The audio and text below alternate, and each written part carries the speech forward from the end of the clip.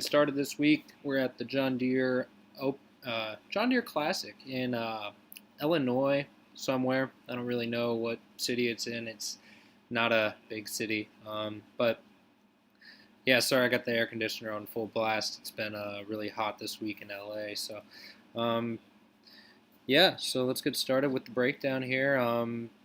It's a really weak field because most of the best players in the world are over either in Scotland or uh, just over there getting ready for the Open Championship slash British Open, which is next week. So I feel like a lot of people, a lot of sharps might roll back the bankroll a little bit this week just to save up for next week and go bigger next week. There's always a little edge with majors. People tend to take angles in that don't really work out, especially in cash games. It's just a much tougher tournament. There's a lot of ways to gain edges on the field that a lot of people don't really find. So I'm looking forward to that next week, but we've got some action this week, and why don't we try to make the best of it? I will be playing some Scottish Open contests on DK this week. I'll go through that at the bottom here. Can't see it on my sheet yet, but I've got some guys that I like. If you want to toss some lineups in over there and some GPPs, that's what I'm gonna do. And just shoot for 6-6s, ride the hot hand on a lot of these lower end Euro guys and see where that goes. But for PGA, we're going to start up at the top with Daniel Berger. Its odds are 13-1. Not used to getting odds like that on Berger.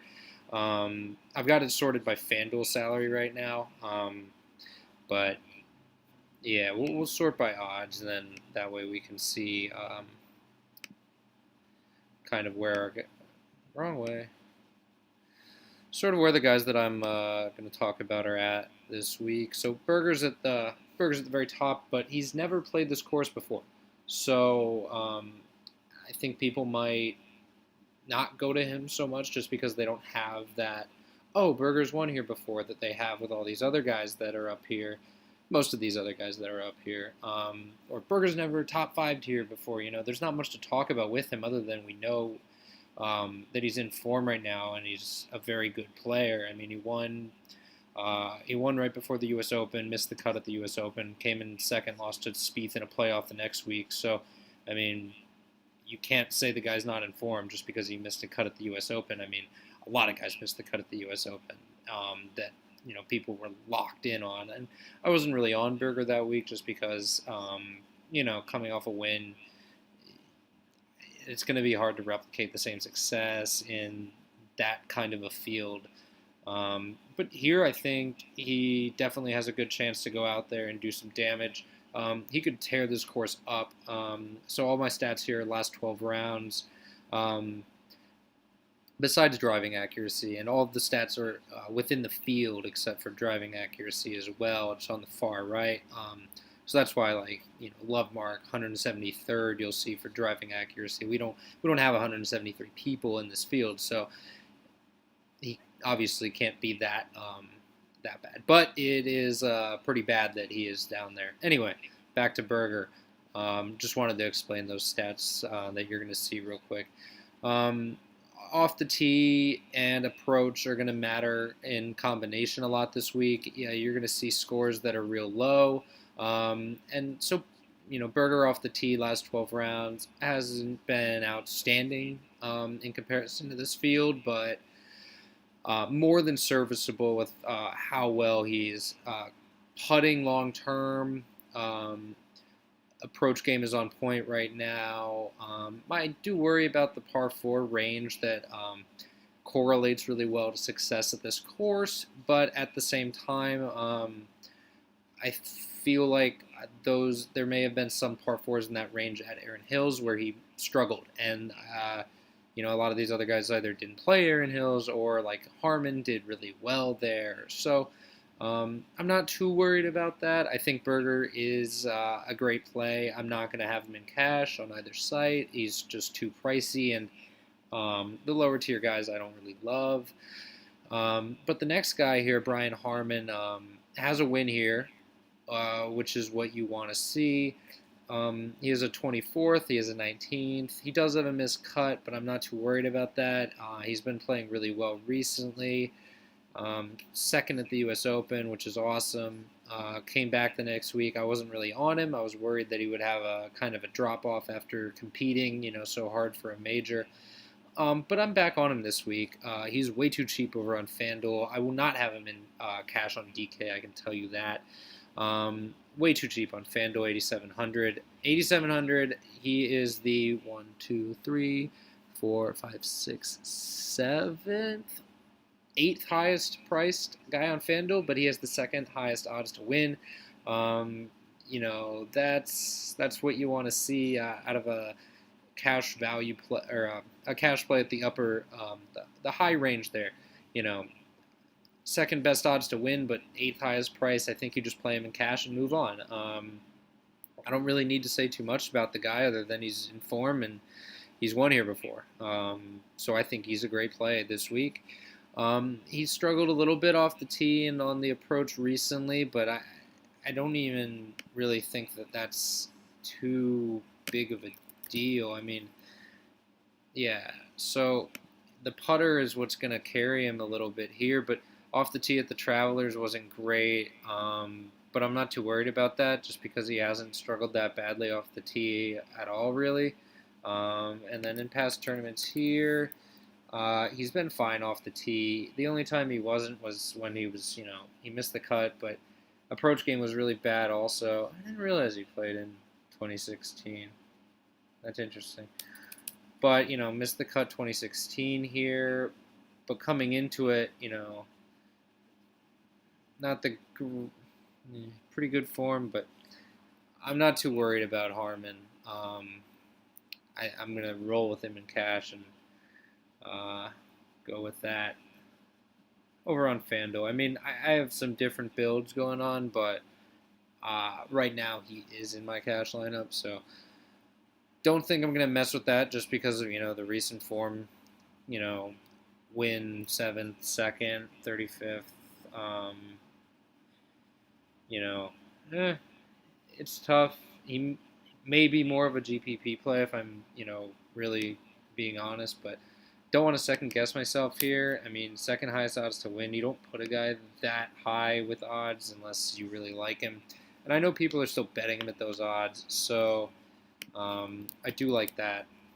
Change that there. Danny Lee is a guy I will also have in cash this week. Considering him on both sites, but I'm not sure I want to go that high on DraftKings. I know I want to go there on FanDuel. I think he will probably be my highest priced guy. It will either be him or, spoiler alert, Steve Stricker. But Danny Lee, he's just on fire right now, and there's some concern that he's played so many weeks in a row, but I'm not really that worried about that. Danny Lee plays a lot of golf, and he took a week off for the U.S. Open. He didn't play that week, so I'm not too worried about Danny Lee.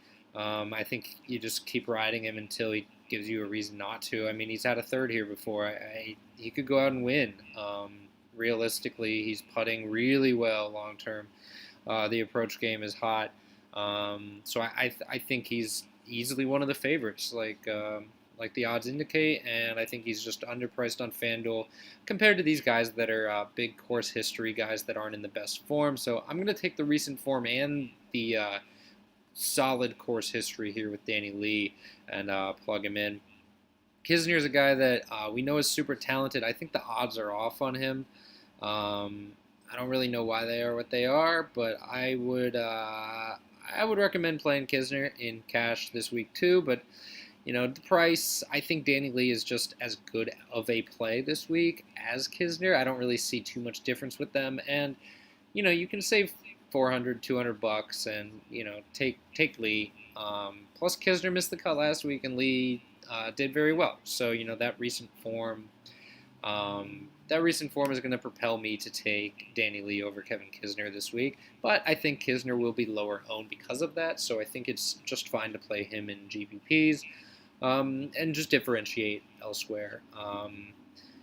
Because I think Kisner will be popular. He's a big name. I think he is I would say, second or third best player in this field overall, the odds aren't really giving him the credit there. So I do like Kisner a lot.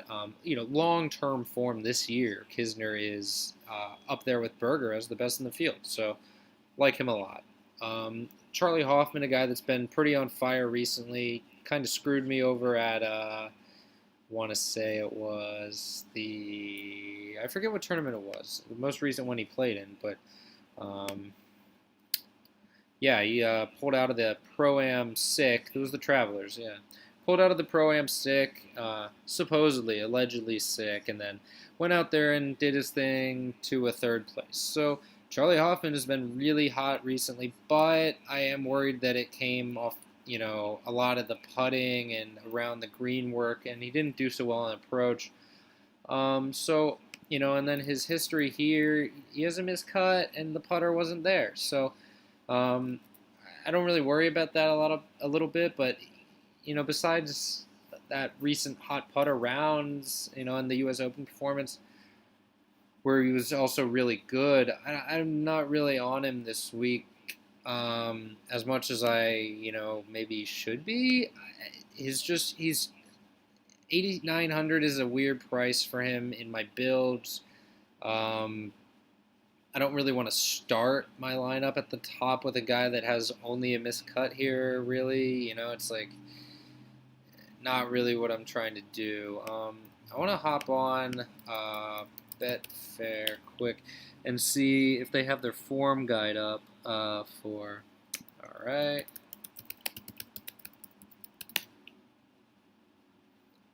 There we go. Yeah. I want to see if they have their form guide up.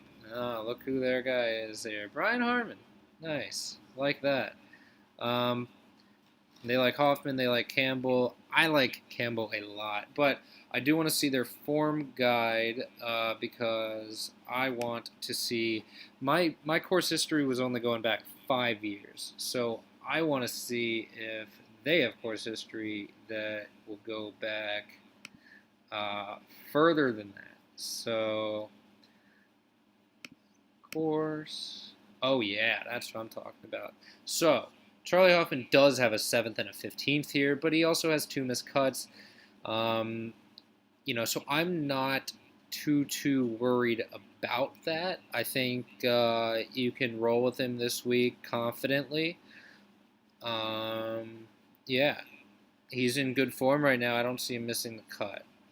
Let's just say that.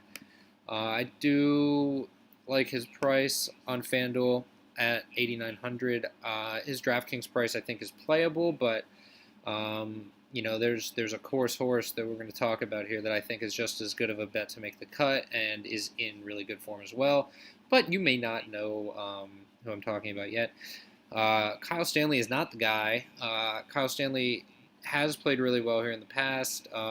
He won the last tournament he played in, and we had him all over the place there. But I don't know with Kyle Stanley because, he's won before. This isn't his first win, but I think that he's going to be really popular. I mean, he's an elite ball striker. He's done well here in the past. He hasn't really top, 10'd. He did have a second here. Holy shit. Did not know that. Back in 2011. So that is the year before where my course history ends. But, I think Kyle Stanley is a great play again this week. I think he's going to go out there and do what he does, hit the ball really well. And, his putter might let him down a bit, but we're used to that every week. It's when his putter's hot, he wins. So, his putter isn't hot often, but, not really the point. I really like Kyle Stanley this week on both sites. I may tweak because I can get rid of Harman and get Stanley in there, but I don't really know if I need to do that. You know what I mean? It's a tough call for me. But I like both because I don't want to not have Stanley and then have him go out and do really well again and then have that, $300 savings, especially at a course that he's, 1, 2, 3, he's 6 of 7 here. And, Harman is 3 of 5. So, when you look at it, kind of, you kind of want to take Stanley over Harman. Even though Harman has a win, the difference between a win and a second, Kyle Stanley's just done just as well here, and is arguably in better form. So I may do some tweaking there, and I'll let you know how that goes. But moving down in my sheet off of Stanley, I like him on both sides. The FanDuel price is really appealing. Moving down off Stanley, Stricker I think is in play on both sides this week.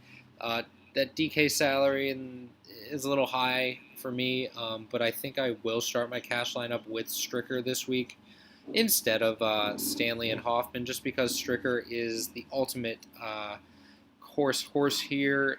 I mean, just look at this. This is insane, Win, 5th, 10th, 11th. I do worry that he's trailed off here in the past few years. So I don't know why exactly that is. I can take a look real quick here. Stricker. It's not going to pop up here, but yeah, I mean, he's been really solid recently on the senior tour where he's been playing, and, just overall on tour, but he's just kind of not been putting a whole tournament together as well, tee to green, and that is holding him back here. I mean, you see the positions decline as the tee to green game declines. And then, but recently the tee to green game has been pretty fine. Colonial, he did really well. U.S. Open, he was, good old Steve Stricker going out there and, doing his thing, which he always does at U.S. Opens. So I like Stricker this week. I think he's a great play in all formats. I mean, I might avoid him in GPPs just because of the way he's gone recently, but I don't see the guy missing the cut here. He took a few weeks off specifically to prepare for this tournament and the British Open, which he is in next week. Love him at the British Open, actually. But I think he really tries to go out there and win this thing and do really well. And, if I want to take a look back, Stricker, last few years where he's struggled at this tournament, 2016 John Deere, I mean, he was in really good form, but I think after, the PGA and the British Open, he didn't have as much to play for. Whereas now, I mean, 35th, getting ready for the PGA. 2014, getting ready for the PGA, 11th, after, more good performances at the U.S. Open, like he had this year, and then, back 2013, great performance at the U.S. Open, goes out, really good performance at the John Deere. So I'm not too worried about Stricker. I think he's going to revert more to his, top 20 self here instead of that 50th place. I just think he wasn't as motivated for that tournament as he is to get in good form for the Open here. And we know he's in good form because he just did really well at Aaron Hills, where it didn't fit him at all. I mean, really long course. Did not think that Stricker was going to do well there at all. Completely faded him, and then totally regretted it because I ended up taking Thomas Peters, a bomber, more of a guy that fits that course. And Stricker went out there and burned me. So I don't want to get burned by Stricker again. So I'm going to go to him this week. I'm going to play him in cash everywhere. I don't know what I'm going to do with him on FanDuel just because I like Danny Lee a little bit more. And my build right now has $0 left, and Danny Lee is the highest price guy. So I may run 2 cash lineups over there this week. And hope I don't get Jason Kokrak again by any guys this week here. But I do like Stricker a lot on both sites. A 9,800 I think is reasonable and fits my build really well for him. Zach Johnson at 9,100 and 9,500. I will not have Zach Johnson on FanDuel. He's just a couple hundred more expensive than I'd like to pay for him, but I think he's good value over on DraftKings. Zach Johnson, another course horse. Not in the best form. I think Stricker's form is better than ZJ's right now. But let's go with our boy Zach Johnson here. Yeah, so to to the form guide, Zach Johnson, Jesus, look at this. He has 1, 2, 3, 4, 5, 6 top threes here. That's insane. And most guys are lucky to have 3 top 6s anywhere. And this guy has 6 top 3s here. The other finishes 21st, 34th. He's a 69th and a missed cut, but those are way back when. I think Zach Johnson pulls his shit together this week. I think he's a great play. The Travelers, not exactly the best tournament for him, but I'm willing to let that one slide. We look at what he's done here in the past at John Deere. He's come in good form, but didn't necessarily crush the Travelers that past year. And then these other years he did really well at the Travelers, did really well at the John Deere, but 2015 missed cut at Travelers, second at John Deere. So and he was in the same kind of middling form as he was this year. So I'm not really going to weigh that Travelers performance too highly. I think that ZJ is just always in play at the John Deere. The course fits him really well. It's a course where you're going to have a lot of wedges into greens and then putt to win. And that's what ZJ does. I mean, he very rarely, you see this over on the right, very rarely loses strokes with his putter. I mean, so he did at Memorial and, he did at the Travelers. And so I don't know. There is the case to be made for fading ZJ this week, but I think he's going to be really popular with course history guys, and I'm going to play him cash just because I don't think he misses the cut.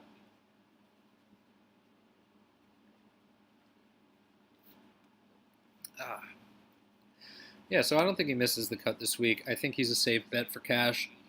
A little safer than, maybe going up. I think he's great value on DraftKings. FanDuel, I don't need to go that high, and I won't take that chance with him there. Not when there's value like Kyle Stanley down there, you know what I mean? So Lovemark is a guy that's really interesting this week because, you can see he's been killing it last 12 rounds, tee to green, but the putting is bad, and the driving accuracy is bad. And these are two stats that tend to show indicate success here, but he hasn't missed any cuts here, but he has 2 MDFs, which basically means third round he's outside of the top 70, and then they trim the field further after the cut. And then 2 34th, 35th performances here. So I think what Lovemark does bring to the table here is a great tee to green game that is really on form right now. The problem with Lovemark is I think his upside is realistically limited by his poor putting performances and his inaccuracies off the tee, which prevent him from scoring as well as it takes to win here. So I do worry about Lovemark really hitting upside here despite these recent performances. I mean, Greenbrier is just a course where you can bomb it off the tee, no problem. You don't have to worry about too much here. And then, you look at his past performances here. It's the approach game that's really let him down. And that should be a 45th in my sheet instead of a 35th. Oh, well. But yeah, his approach game has really let him down here in the past. And his approach game has been really solid recently. That said, those have been a lot of courses where I think he was hitting a little longer irons. So if I want to go with proximity here, you're going to see a lot of 100 to 125.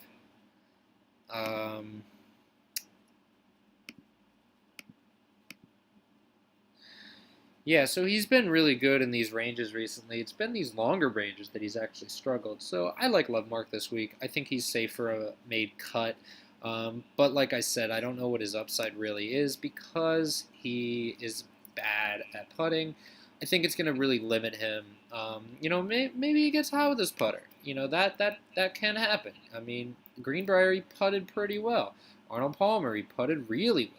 But it's these tournaments where, you see Byron Nelson, -2 strokes with the putter. If he doesn't lose 2 strokes with the putter, maybe he's a top 10 again. Valspar, he killed it tee to green, and then lost 5 strokes with the putter. I mean, that's gonna hurt you. And then, you know, that's gonna hurt. So I think he's fine this week. I think he's gonna do what he does off the tee, gain a lot of strokes, but I don't really think his approach game is going to struggle like it has here in the past. He's been on fire with the approach game recently, so I like Lovemark this week. I think he's a safe play in cash. On both sites, I think he's a little underpriced on FanDuel at 7,900, so I like the play over there. And I'm not really sure what I want to do with. He's not on my build right now, just because I think two guys that I'm. Damn bug. Two guys that I'm going to talk about are just as good just as safe for $200 cheaper. So I don't really know if I need to go there. But there's always the possibility that I drop Harman to Stanley, and then maybe move one of those guys.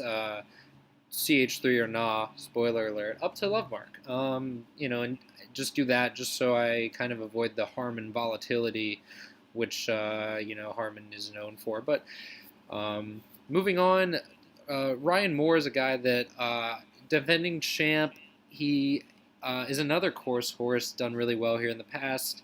I'm going to try to speed through Ryan Moore a little bit. He's been injured. I just don't really see a reason to play the guy this week. He hasn't been putting that well recently. His approach game hasn't been that good recently. His tee to green game overall struggled recently. I just don't really see any reason to go there when I see other guys around this range that I think are just as good of plays and don't have an injury risk associated with them. I mean, you saw Jimmy Walker a few weeks back play a tournament that he's played really well at in the past, but not go out there and do so well.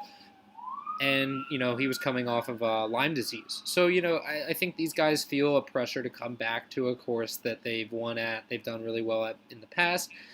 And I think Ryan Moore's here to get, kind of tuned up, but I don't really know if he's going to go out there and kill it again. I mean, his game hasn't been doing that this year, so I don't really see a reason to think that he will. I mean, he did really well at the Masters, but it's another course that fits him really well, but I don't think he was injured at that time. So I'm not going to be on Ryan Moore this week. I'll let other people go there and just hope it doesn't burn me. I don't think he's going to be that highly owned, especially on FanDuel with ZJ and Stricker right around him, and I think they have less risk, so I think they're going to be the guys, especially with Lee. Lee being cheaper than him, Lee's going to be really popular. Then moving on, Daniel Summerhays is a guy that I will have on FanDuel. 3 missed cuts here, but also an 8th, a 13th, and a 4th, and he is in good form. So I like Summerhays. He's just too cheap over there on FanDuel for the form that he's in. So taking a look at him, I mean, yeah, he's in good form right now. The putter's been a little lacking, but off the tee approach, he's been good. So I like me some Summerhays this week. The Memorial, he was great. Byron Nelson, he was good. I think Summerhays is just fine. Quicken, he was good again, and that's the most recent tournament he's played. But when you see when he struggles, when he struggles at the John Deere, it's with the approach game. And the putter is hot when he does well. And the approach game is hot when he does well. And, recently it's been the approach game that's been pretty good for him. I mean, so I think I'm going to play Summerhays in cash this week. I'm not too worried about him. 8th, 13th, and 4th. He clearly is comfortable here. And then, you see, so I'm going to try to go back and find where he was last year.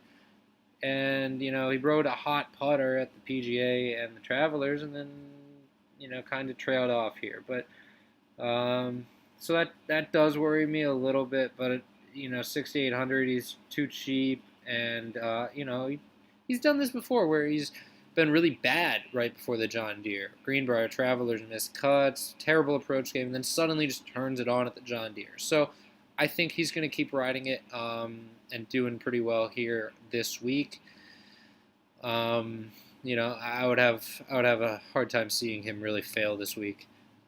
And that price is too cheap. I mean, we just know what Summerhays can do, so I'm perfectly fine with him. His approach game has been good last 12 rounds. Bogey avoidance has been good, so I like Summerhays this week. Charles Howell III is a guy. For Summerhays, that DraftKings price a little too high for me. Not really fitting my build because I want two of the 9K guys, potentially Danny Lee, up in the 10K range. I don't think I need to go that high for safety plus upside. I think I can get that with Stanley, Johnson, those guys there. So I like them, but CH3 is a guy that, I don't really play him that often just because I worry about his upside, but he has been, solid here in the past. Charles Howell III, where are we at? 60th, 23rd, 33rd, 5th, 39th, 23rd. That's very Charles Howell course history type of numbers there. But let's see. Recently, Charles Howell III. So recently he's been good. The results have been there for him. He lost to Stanley in the playoff at the Quicken, and then came back the next week. Didn't really play too well, though. Still finished 45th because he putted really well, but, and then pastimes at the John Deere. Same kind of thing. Overall, just kind of there, and then, when the putter is decent, he does well. When, the off-the-tee game is decent, he does well. And when the putter's not there, when the off-the-tee game isn't there, he doesn't do so well. So I'm not really sure what to do with him. I don't think he misses the cut, but I don't think he goes out there and, finishes second to Kyle Stanley in a playoff again this week. I think you're going to get another, 30th, 40th, 50th out of Charles Howell.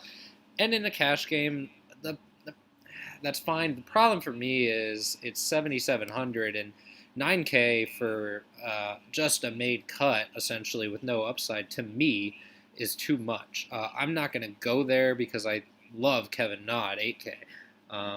But Charles Howell at 9K for a 50th, not going there. But 7,700 is much more reasonable. But I could see myself dropping Charles Howell and then bumping up one of the, maybe a Summerhays, just because he's been spotty here in the past. Maybe, one of these guys may get bumped out just because they've been spotty here in the past. Streelman is that guy that's been spotty here in the past, but he's just been really solid recently. The putter hasn't really been on fire, but, this par 4 range that's key, he's been really good. Streelman in the past at the John Deere. Where are we at here? 44th, 8th, miscut. So I worry a little bit that he could fall off this week after just playing really well for basically a month. Streelman's just killing it, more than a month since Colonial, but.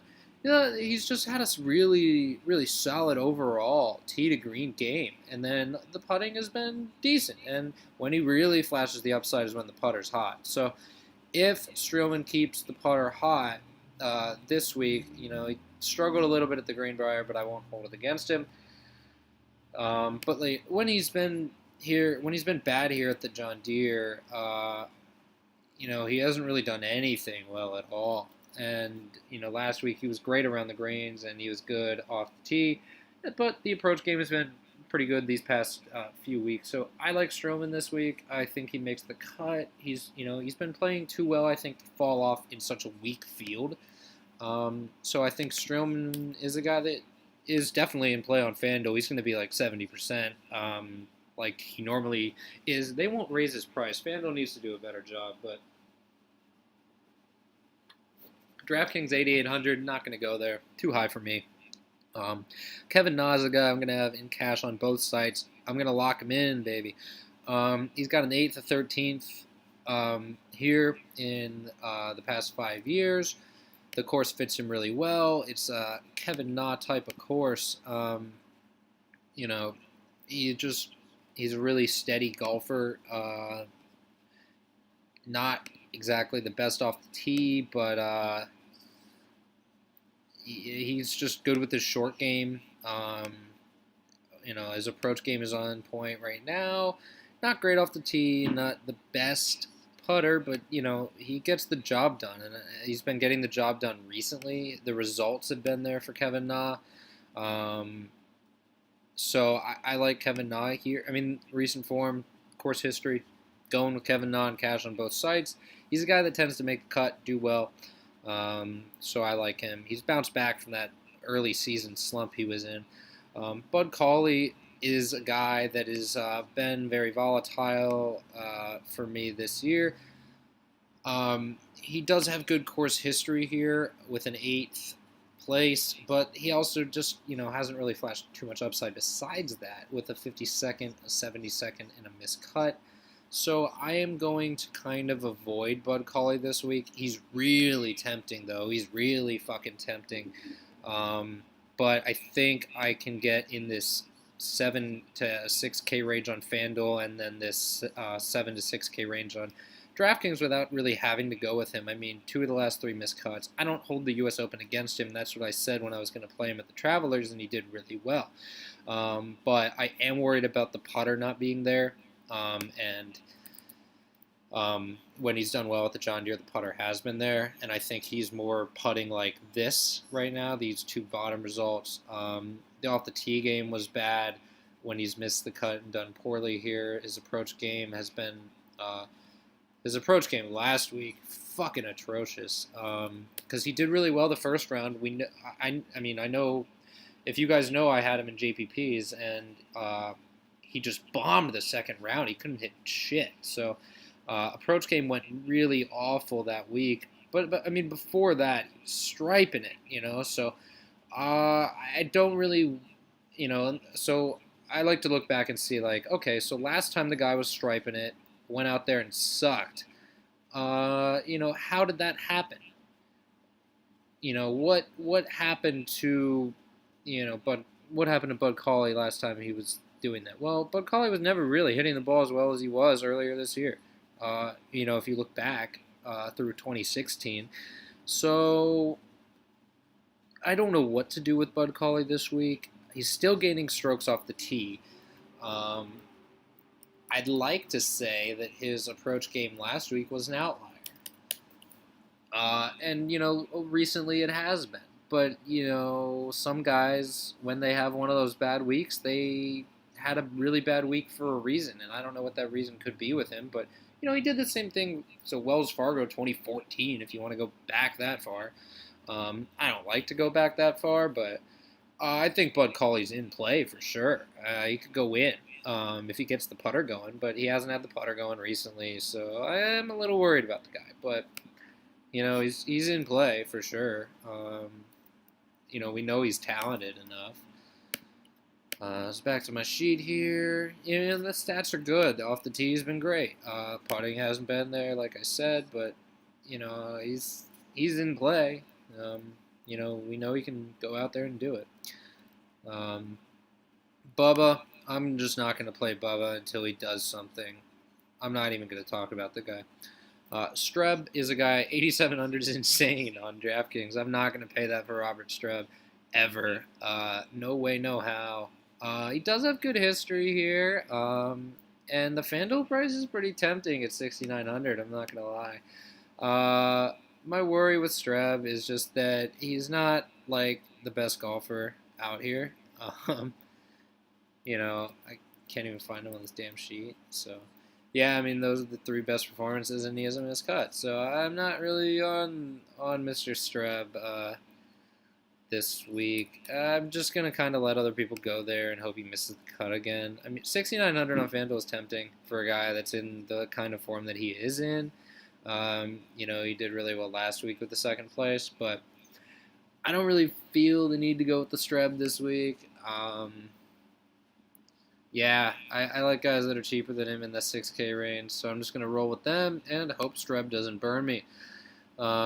He's been making cuts. He's been doing well, but he hasn't really been, consistent with how he's been doing it, so that kind of worries me. I mean, Like last week, man, the putter was so hot, and then St. Jude, the putter was so hot. But Streb long term, not the best putter, so, or pretty good putter actually. Sorry, wrong stat. So I don't know what to do with Streb. I think you can play him. That's fine. I'm just not going to really buy too much of him this week, and maybe that's a mistake. But I like Ben Martin a lot too.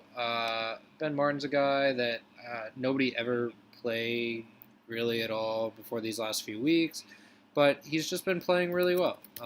So he has a second in miscut, 32nd here, the second being the most recent, so I like to see that. But it's really the recent form with Martin that I think is what we want to look at here.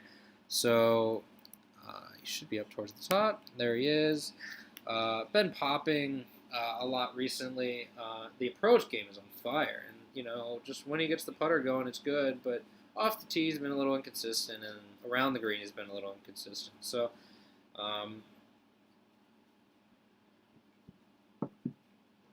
yeah. With approach and putting, I mean, that's a recipe for success. And, when you see him doing really well at a tougher event like the Quicken and then a little bit of a deeper field, not really, but, whatever. Greenbrier, I do like to see that. And then if we go back to, his result last year at the John Deere, he was in way worse form when he went out there. I mean, he also did gain 12 strokes putting, which is insane, totally unsustainable. But, so Ben Martin gains 6 strokes putting like he did at Memorial at that tournament last year. He still makes the cut, still does really well. I do worry that people are going to kind of chase this upside week where he put it all together. Could he do that again this week? Yeah, sure. But when he's done really well here at the John Deere, it was on the heels of a insane putting week. And so I'm not really going to buy it too much. I think he can do really well here. I think he can top 30. But do I see a top 10 for him again? I think people are reaching on that one. And not really looking too much into the stats. I mean, 12 strokes putting is absolutely insane to gain for a guy that, is a good putter, but not a great putter. I mean, he's not one of the best putters on tour by any means. Making a lot of birdies, though, so that is good. But I do worry a little bit that people are kind of chasing upside, but won't have him on DraftKings at 8,300. That price is a little absurd for a guy like Ben Martin, but I like the FanDuel price. I also like the prices on Bryson DeChambeau, and I hate saying that. He's a terrible putter, one of the worst in the field. He doesn't hit fairways very well, and that worries me here. But like with Lovemark, I think it more so just limits his upside than necessarily hurts his floor. Because he is on fire right now. I mean, he's great off the tee right now. Approach is good. Making a ton of birdies and still avoiding bogeys. I like to see all those things. So DeChambeau, if we go into the stats a little more, yeah, I mean, you look, he's been so good compared to the field here in his last 12 rounds. Just pretty much in every area of the game. I mean, even with the putter, he's been gaining a few strokes, which is rare for him, as you've seen. But it's when he gets the approach game going and when he gets, the off the tee game going a little hotter, when he doesn't really struggle in multiple areas that he's really good. And he's making birdies. Tee to green, he's been great these last few weeks. Off the tee, approach. This bit off the tee for him basically means that he's hitting fairways because his driving accuracy usually sucks. But the approach game has been better, and he's been making putts, which is a little rare for him. But and then last year at the John Deere, when he missed the cut, he did all right. But it's really about making birdies here, and that's what he's been doing. So I like Bryson this week. I don't know if he's a cash play yet. It's really tough for me. I've made my first cash lineup. Sneak preview of a GPP there. Yeah. Made my cash lineup without him, and did include a lot of other guys in that range, like Summerhays, Streelman, Campbell. Um, I think I would take Martin over him just because of Martin's longer made cut streak and Martin's overall better putting prowess. And Martin's second place here last year. All those things weigh me in favor of Ben Martin over Bryson. But Bryson has been making more birdies. I mean, both of them have been making a lot of birdies. And Bryson has been better in that T 400 to 450 range. So I do like that, but realistically, I think they're both in play. It's just the price on DraftKings for Bryson is a lot better, and you could play him in cash over there. Nick Taylor's a really interesting guy because I really want to play him in cash on FanDuel because his price is way too damn cheap for his recent performances overall. His approach game has been really good recently. Putting hasn't quite been there, but he's been making birdies, and his tee to green game has been good. So if we go to the good old form guide here, Nick Taylor, miscut. Not exactly what I want to see. And then you'll see FanDuel, Matt Jones, same price, 27th, 7th, 5th. Does have a lot of miscuts. And then there's another guy in that area. I don't have him on my sheet because I don't like playing him. But where's he at? Scott Brown is a guy that I think you could play in that range too this week. Down there. Kelly Craft is a guy I'll get to, but Scott Brown is a guy, 16th miscut, 5th, 22nd, 7th, and, we'll look at Scott Brown real quick just because I want to touch on him because he's not on my sheet. Sorry for a little tangent here, but, yeah, he's just been solid recently. He hasn't been really doing much, and you hate to see a miscut the week before, but, years past when he's, okay, so did really well at the Travelers, but was losing strokes on approach, which is weird. But you see a lot of miscuts here. He wasn't in the best form. 2016, 2015, when he missed the cut here, he did well at the Greenbrier, did well at the Travelers.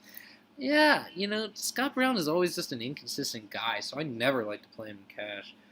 And then he goes out, Scott Brown, you can't be missing the cut in all these weak field events like the Humana and the Farmers and the Sony and the Sanderson and the RSM, and that's after he did well at these other weak field tournaments. So I don't know what this guy's problem is. Sometimes he just puts it together and sometimes he doesn't, but this is one of those weak fields where if a guy puts it together, could be Scott Brown. He's a good first round leader bet if you're into that sort of thing.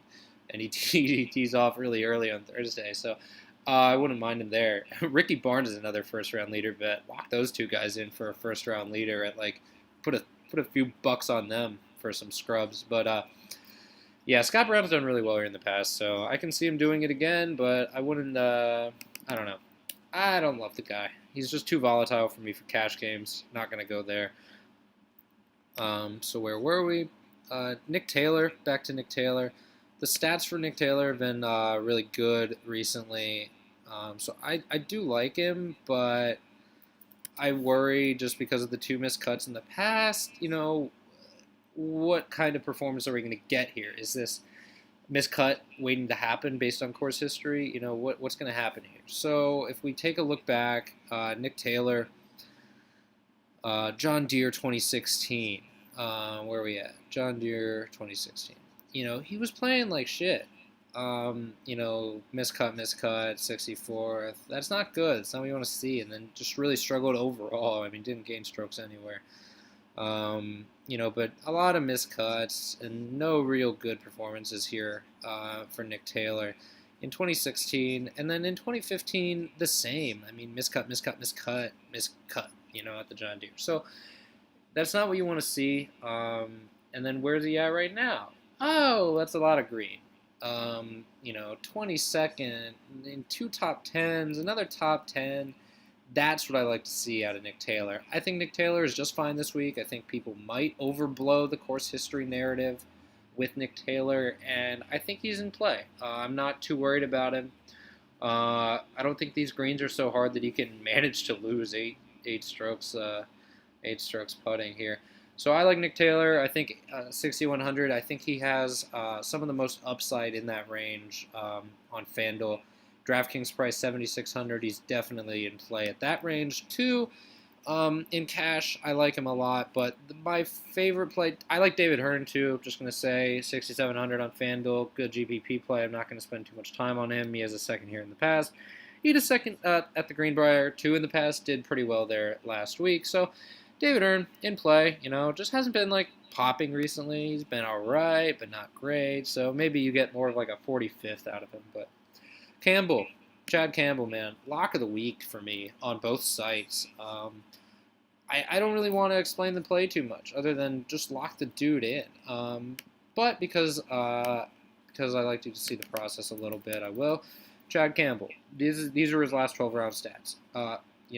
If you want a made cut, it's top 70. The only area that he's currently lower than top 70 compared to the field is putting, and the rest of it is like top 40. So, and then you look at it, okay, some miscuts there, but 13th, 34th, 10th, a miscut because he sucked with the putter, but I don't see that happening again after gaining 5 strokes last week, finishing 9th, and then looking back at his John Deere performances, doesn't need to have a good putter to do really well here. Chad Campbell is a short game wizard, and he's going to do really well here this week, I think. Again, he has never missed the cut here at this tournament, and I don't think that happens again this week. At his cheap price, I think you lock him and load him. He's going to be chalky. I think the secret's out after the 9th place last week. So yeah, I think Chad Campbell last week, and fucking Campbell last week, same price as Kokrak, could have played him, won all the money, instead of losing that lineup. Not really losing that lineup, but splitting it. I kind of just bubbled cash games with that lineup last week with Kokrak. Kokrak was doing really well last week, statistically for me, so fine. But Campbell, I think, is a lock and load cash play this week. GPPs, I think you could look elsewhere, but love him in cash. So if I had to pick 4 favorite cash plays this week, it's not going to be any guys lower than Chad Campbell. On FanDuel, it'll be Reavie. I'm going to have Reavie and Campbell locked in as my cash values on FanDuel. And then I'm not sure if I want to go down to a Matt Jones or a Nick Taylor. I'm not sure if I want to go down there just because of how volatile Matt Jones can be on this course and how Nick Taylor's done here in the past. But if I had to pick one, I think I would go with Nick Taylor over Matt Jones just because of recent upside. Realistically, I think they're pretty similar players, but I'm kind of leaning towards just playing like Streelman, Summerhays, Campbell, Reavie, and then finding my other 4 guys from that upper tier, because I think Streelman and Summerhays are better players overall than these guys down in this range, with better course history. Except for Streelman's an interesting case, but he's been really good recently in that par 4 range that I'm looking at. So I like him a lot this week compared to these other guys.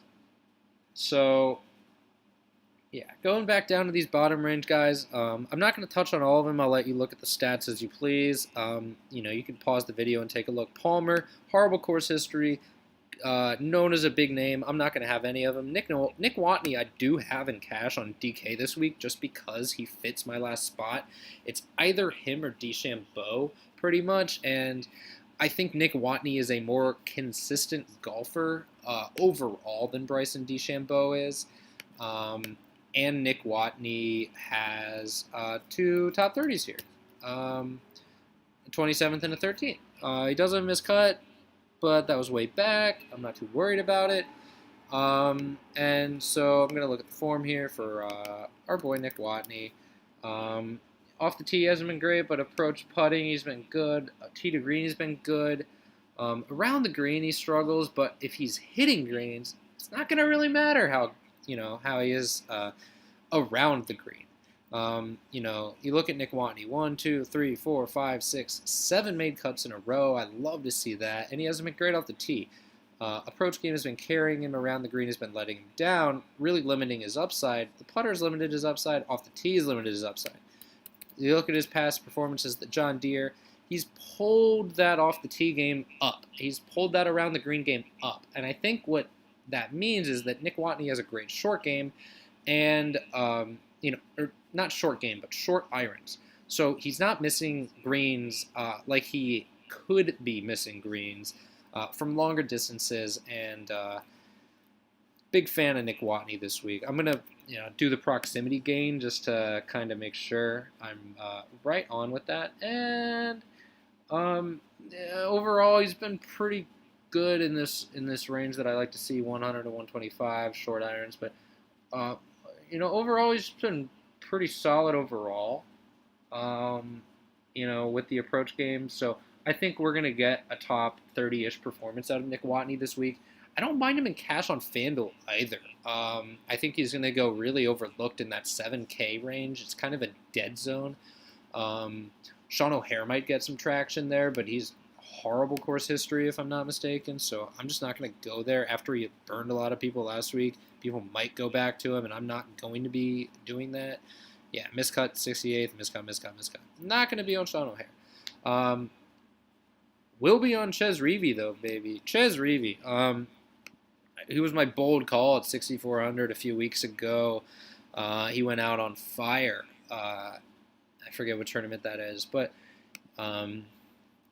you can look at the history there for Reavie. He's been doing really well here, 65th, 15th, 68th, 5th. Miscut in a 41st. So I like Reavie a lot this week. I'm not too worried about him.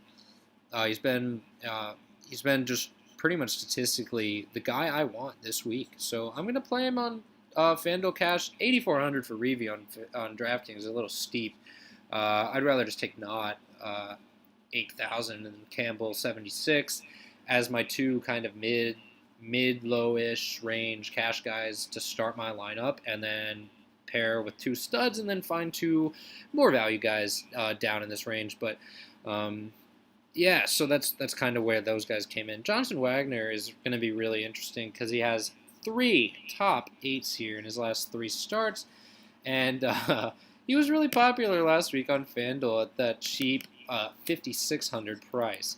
So I want to bring him up though because he is a great putter. And he's good off the tee, and those two things here can mean success. But look at all these missed cuts, my God. Can't hit an iron, not putting well. When he was winning, or when he was making cuts, he was putting really well. I mean, 5 strokes gain putting. That's insane. And then, one of the 5th places was crazy putting week, 8 strokes gain. And then his approach game was on fire. His off the tee game was on fire. And right now, his approach game is not on fire. He has not gained those strokes approach since the RBC Heritage and the Shell. I mean, those were a long time ago. And then we look back at those John Deeres. He wasn't so bad. He was making cuts, missing cuts, but he wasn't missing every cut like he was recently here in 2017. And then look at 32nd at the green bar the week before. He turned the irons on, and, he did really well with the putter that week. Sure, he got hot with the putter. Whatever. Same thing in the past here before. Not flashing the upside, and then, boom, somehow, 7 strokes gained approach. So he could just really like the course. That's the case with a lot of these guys when they have that kind of just elite course history, but that just pops up out of nowhere. So, yeah. But, he also has 3 missed cuts and a 48. So which Johnson Wagner shows up this week? Could be the miscut Johnson Wagner. Could be the top 10 Johnson Wagner. But I'm not willing to take that risk in cash. I'm just not willing to do it. A lot of people did it last week. Burned them. I don't feel the need to go down there this week. I think I'm solid with my mid-range guys, and I'm going to roll them out. And on DraftKings, I like kind of the safety of like a Watney Campbell, Watney Campbell, Nick Taylor, that kind of range of guys instead of going with a guy as volatile as Johnson Wagner, who has been pretty bad recently. Bryan is a guy that's really interesting because he's been absolute trash off the tee. I mean, literally worst in the field that I'm looking at. Um, but his approach game and his putting has been really good. I mean, he is a short game guy, and he has been good in the ranges that I want recently. He has an 8th place finish here. So he's going to be a guy that I don't know what to do with this week. So the thing with Bryan is that he has been making cuts recently, a few of them, but he just hasn't been flashing the upside since he won. Mainly because his putting hasn't been as good. When his approach game is great, though, it is there. I mean, he will make cuts even when he just absolutely sucks off the tee. But my worry this week with Bryan is, so like his 8th place last year, he was not bad off the tee. Relatively neutral. Did really well approach, and then the putting wasn't great. So my thing is, his off the tee game has been literally consistently trash for 2 months since his win. And even when he did win, it wasn't good. But he made up for it in other areas. I'm not sure what to do with him. He's the definition of a GPP play for me this week. Just kind of when you see it before, he gets in that sweet spot range where there's wedges here. But I'm not sure if I want to play him in cash, man. It's a tough call. If I did play him in cash, it would be on DraftKings. That 7,300 price tag is really appealing. I think he's going to be really popular, and I actually think I might do it in one of my 2 cash lineups this week because I do want exposure to him, and I think he has the upside to go win. And he's shown that he can win losing strokes off the tee, and I think he could, be relatively neutral again this week and then go flash his wedge game and then enter a putting competition with ZJ and Stricker in them. So I like Bryan this week. Matt Jones, I talked about him a little bit. He's been pretty steady recently. I just want to pull up his game log quick. So Matt Jones' game log, around the green, man, Matt Jones is really good. The problem is it's easy to hit greens here. So Matt Jones doesn't really benefit compared to the field by being really good around the green. But he has made 4, 5, 6, 7 of his last 8 cuts. Obviously when I say that, I mean 7 of his last 9 because, the one before that is when the streak kind of starts. But even, before that, he was doing the same kind of thing. And then 27th at John Deere. But, man, he rode his putter there. Good God. I don't see that happening again. That's going to be really tough to do. Past times here at the John Deere, where have those been? So, relatively overall strong game here, and then miscut when he didn't do too well. Recently, though, he didn't really do too much too well at the Greenbrier, did he? So I'm going to be off Matt Jones. I'd rather take a shot on Nick Taylor than Matt Jones. I think it might be a little contrarian. I've seen some people talking up Matt Jones this week as a guy that has done really well here in the past. And sure he has, but I don't know why he did that well in the past, and I don't like taking a guy in cash, and I don't know why he's done really well somewhere in the past, or why he's failed somewhere in the past, or what kind of form he was in when he did do well or failed in the past. So I'm not going to have him.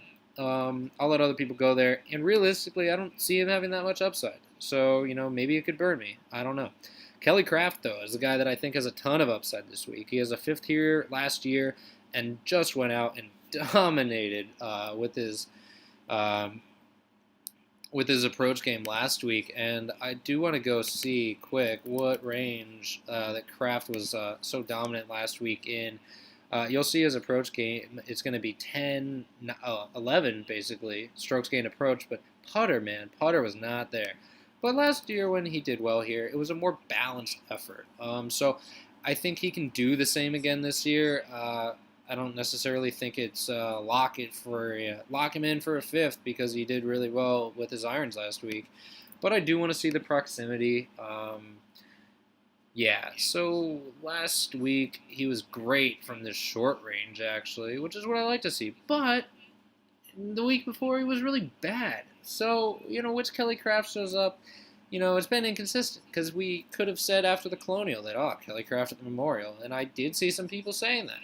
I think I had him in a GPP that week, and he sucked overall. So, or he didn't, this is feet closer per shot, so that's not too big of a deal. But, when you see a guy minus 10, minus 16 feet closer, and then plus 7, when you see him doing so much better, week to week, and then really inconsistent.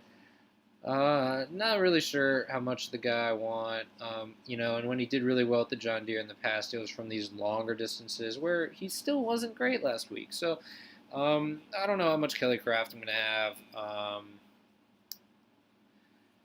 this week, but he's a guy that I think you definitely want to take a look at in some GPPs, just because of that recent dominant round and a recent dominant tournament and some good course history action. But yeah, and then Morgan Hoffman is a guy that I think is in play. He's third and a 15th here in the past. He's in pretty good form, but I'm not going to have him in cash or many GPPs really. Curtis Luck is interesting. He's a guy that's been doing pretty well recently. He's been really putting well to get himself to where he's been, but he's one of the top amateurs in the world. So I do like him. How he's gotten these last 2 really good results is through his putter and around the green game. It does worry me a little bit. Hasn't been great on approach this year.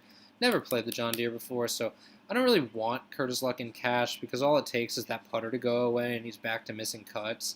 The approach game goes away. He's not really there right now, so I'm not really going to be on Curtis Luck too much, but I do think the price tag is right if you want to throw him in some GPPs. I like him more than a lot of the guys in that range. So going down from there, I'm going to run through these guys real fast. Michael Kim, I think, is a solid cash play if you need to get a guy at 6,900, 5,800.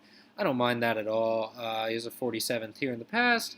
And all the guy does recently is make cuts. So look up some Michael Kim action. Yeah, and I mean, he's good stats recently. It's just the putter and the off the tee has been pretty mediocre, which limits his upside, like I said, with Lovemark and who's our other boy? Lovemark and DeChambeau. But yeah, I mean, you see, he's approach game is good. It's been on pretty good these past 2 weeks, but he makes a lot of cuts, but it doesn't really have too much upside. So I'm not really going to be on Michael Kim this week, but I think if you need a guy in that range and you love the rest of your lineup, you can play him. Chris Stroud is a guy that has a 5th here before and is in pretty good form, so I included him, but I'm not going to have any of him. Stallings, same way. A lot of missed cuts here in the past. Mullinax, not a good enough putter, I don't think. Spawn is a guy that I was injured a few weeks back, but now is back to health. It seems after a 29th at the Greenbrier. I really like seeing that. Putter was good. Hasn't played the John Deere before, but I think he has the game to do well here. He did well at the Heritage where Wes Bryan won, and Wes Bryan's done here in the past, so, golf math. I think Spawn could do really well here this week and will fly super under the radar, but I don't really love the play. Ryan Blom, a guy I'm not really going to have much of. He's just been, a really good putter overall. Sean Stephanie, I think, is a guy that, I'm not going to play him. Not going to play him. Seamus Power, not good enough of a putter for me here at this course, so I'm not going to have him either. But I did want to go quick to a guy, Bryce Molder. Seen some talk about Bryce Molder, but man, look at all those miscuts. That is really hard for me to get behind. But when you look, I'm going to go 2016 John Deere. But look at these results. I mean, look at those results. Those are great results, right? So Bryce Molder, not a bad player last year, and in 2015, also not a bad player when he did really well at the John Deere. So 6th at Greenbrier, all these results are good. I would take Bryce Molder in this tournament if I saw those results for his recent form, But that's not his recent form. His recent form is more like this, where he's a shit ton of missed cuts. Problem with that approach for me, looking at it, is he had a 13th that year. So I think he may fall in the Johnson Wagner camp where I might make one lineup with Bryce Molder and Johnson Wagner and hope those guys just go out and do what they tend to do at this course, and that's dominate. But at the same time, I don't love Bryce Molder. I think he's a guy that's just going to go really low owned because, people don't play Bryce Molder, and his form is so bad that even the course history can't save him. It's not like Wagner where he flashed some upside recently. But yeah, I think Molder's in play in GPPs. I don't hate it. I think it's fine. Another guy that I was on a little early, Jonathan Randolph. He's just a pretty solid player overall.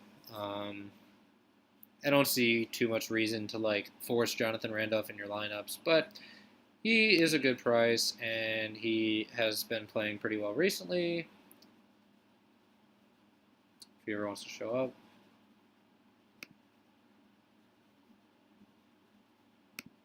Yeah, so 20th at the Greenbrier, 29th Quicken Loans.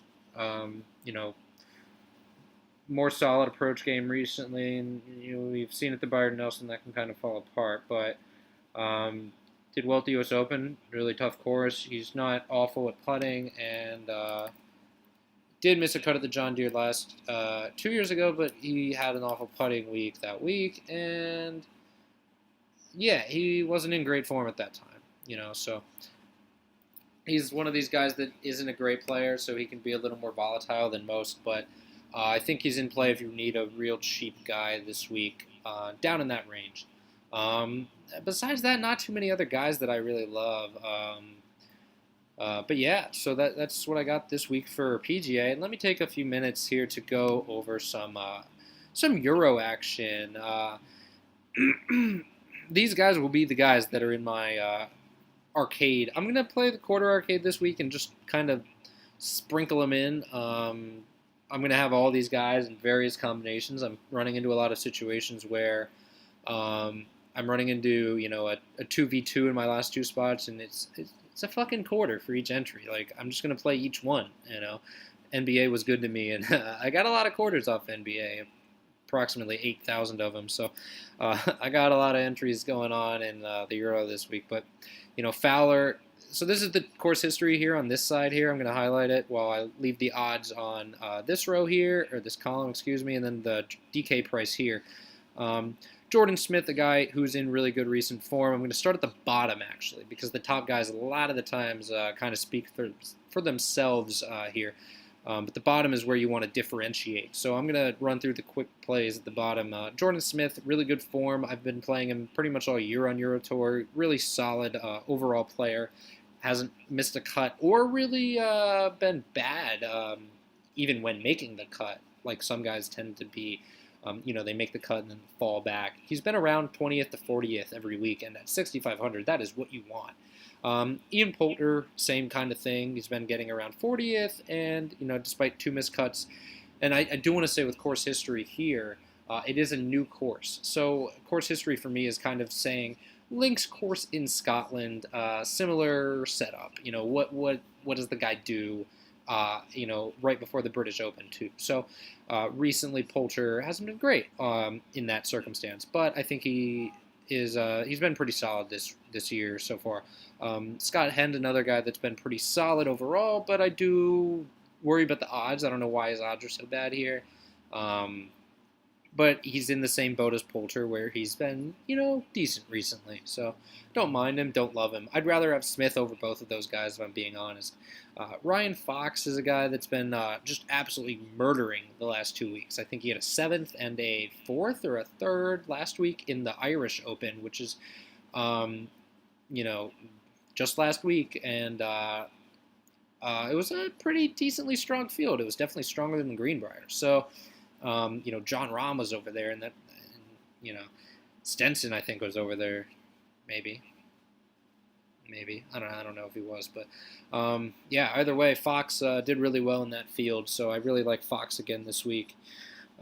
Southgate, a guy that tends to do well on links courses. I'm just not really going to play him at that price. Otage, a guy that has done well in the past at the Scottish Open, but I'm not really sold on him being a world-class player. I don't know what his recent form is, but you can take a look. If it's not good, I wouldn't recommend him. But he's done well here in the past. He's done well on links courses. It's a fine play. Drysdale is one of my favorite plays of the week in the value area. 4 for 4 at Scottish Opens past. He is Scottish, which is always a narrative you like to look for on the Euro Tour. Guys tend to play better in their home countries. Maybe that's just a course fit type of thing. But back at the Indian Open, the one Indian guy at like 400 to 1, or wasn't it 4? It might have been like 80 to 1 actually. I don't think it was 400. But either way, he was not great odds to win, but he was like an Indian guy in good form, and it's like, yeah, I'll bet the Indian guy in good form, and he went out there and won. So I like Drysdale this week to make the cut at least. Keldson, a guy that's very good on links courses. He's coming off an injury, so I think he's been kind of taking it easy. And the win last week, I will say, didn't pick up very much at a links course, which kind of hurt Keldson, I think, because it allowed other players to score more than him, whereas he gains an advantage when the weather gets worse. So I do like Keldson this week. Chris Wood is a guy that I think is fine. He just hasn't been like superb recently, which is not what I want to see. Griot, a guy that could do well here, has done well at British Opens in the past. I'm not going to be on him too much though. I think he's just going to be a popular name. So I'm going to fade that. Wall is a guy that tends to make cuts, but at 7,200, I think Ben Yan is a better play for 100 more. Martin Laird, good form recently.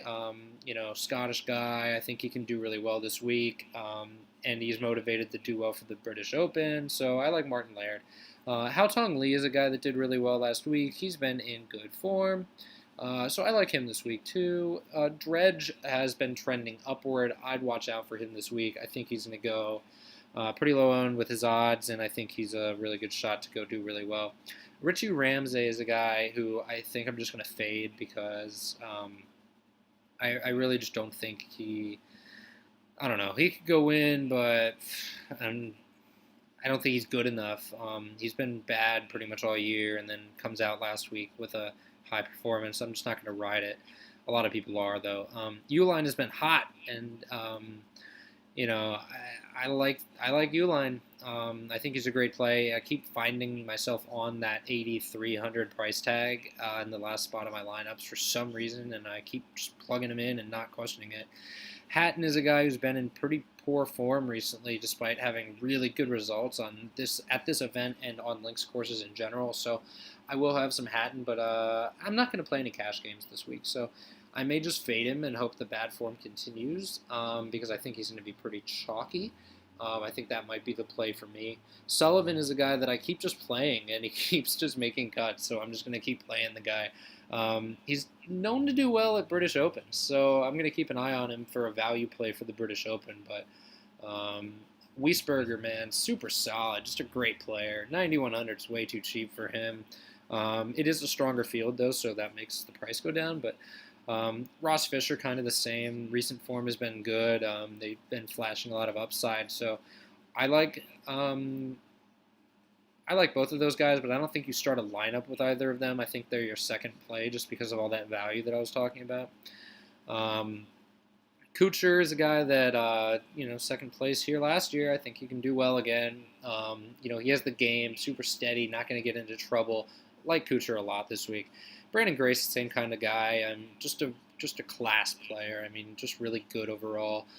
Patrick Reed, super hot form right now. 10th place here before, so he can play on links courses. He's done well at links in the past, so like Patrick Reed a lot. Noren, defending champ. I like him a lot this week. No reason not to like him. He's in good form.